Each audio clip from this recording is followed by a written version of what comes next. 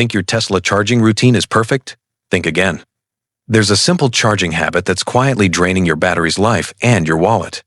Today, we're exposing the #1 Tesla charging mistake that's costing owners thousands in the long run and how to fix it instantly. Most Tesla owners love to see that full 100% charge. It feels like you're ready for anything. But here's the shocker. Charging to 100% every day is one of the worst things you can do to your battery.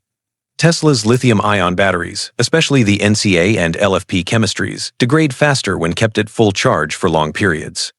Even Tesla engineers recommend staying around 80–90% for daily use, unless you're planning a long road trip. Here's why. When you keep your battery at 100%, the internal voltage is high, causing extra chemical stress inside the cells. Over time, that stress means reduced capacity, slower charging, and shorter range, even on newer Teslas. According to data from thousands of Tesla owners on TeslaMate and Recurrent Auto, batteries that stay near full charge daily can lose up to 10% capacity faster than those managed properly. So here's what you should do.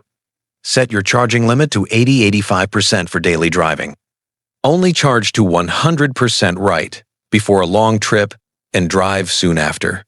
Keep your car plugged in, but don't overcharge. Tesla's smart system maintains balance automatically. Bonus tip: avoid deep discharges below 10%. Too often, that's just as bad.